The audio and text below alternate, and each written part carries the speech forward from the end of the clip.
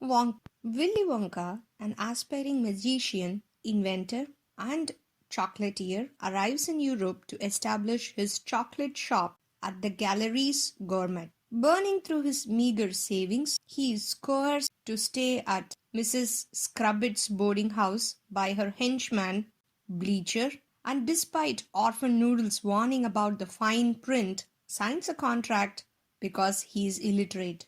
To pay them off, Wonka introduces Hover Chocks, chocolates that make people fly, facing mockery from three rival chocolatiers who call the chief of police to confiscate his earnings for selling without a chocolate store.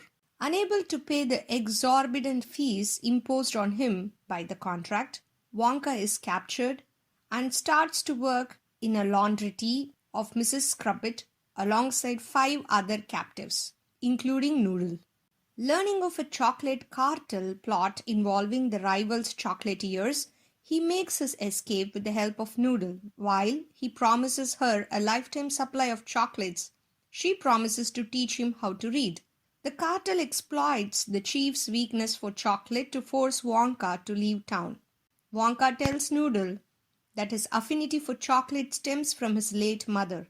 Wonka then mentions the theft of his chocolates by an enigmatic orange man who has been stealing them for years.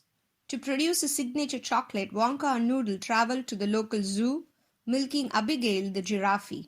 Together with other laundry workers, they embark on a chocolate-selling crusade to alleviate their debts while using tunnels underneath the city to evade Scrubbit and the chief. Unmasking an Oompa Loompa, named Lofty as the thief, Wonka discovers that Oompa Loompa seeks retribution for the cocoa beans Wonka took from the Loompa land years ago under Lofty's watch. Lofty escapes by duping Wonka. Using the funds raised from selling chocolates, the laundry workers open Wonka's dream chocolate store. The chief and the chocolate cartel, now unable to arrest him since he has a legitimate shop, expose him to Scrubbit. Infusing his chocolates with Yeti, Sweat, Scrubbit incites chaos among the customers, leading to the destruction of Wonka's store. Wonka agrees to the cartel's offer to leave town by ship to pay off everyone's debts. All of the workers are released from the laundry except Noodle. Cartel leader Slugworth pays Scrubbit to keep her there indefinitely.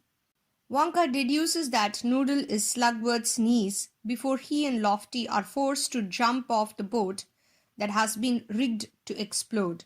After rescuing Noodle, with the help of the group, they devise a strategy to obtain the cartel's incriminating account book. Taking advantage of Abigail's distraction, Wonka and Noodle infiltrate the cartel's base, where they are confronted by the cartels and nearly drowned in chocolate. Slugworth reveals that he sent Noodle, who was reported dead to her mother Dorothy, to Scrubbit in order to eliminate her claim to the family fortune.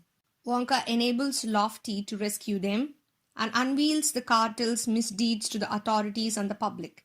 They release the cartel's chocolate reserve through a fountain, laced in Wonka unique ingredients, ruining the cartel's enterprise. The cartel meets their downfall and the police arrest the chief. The crowd revels in tasting Wonka's chocolate fountain, and Wonka unwraps the last chocolate bar his mother had given him, discovering a golden paper with the message that says, "What matters is who you share the chocolate with."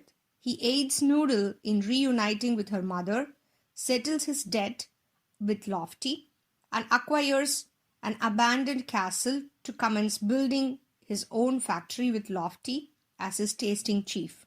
In a mid-credit scene, Wonka's friends return to their old lives as Scrubbit and Bleacher are arrested after their attempt to eliminate evidence of sabotaging Wonka's shop backfires. The end.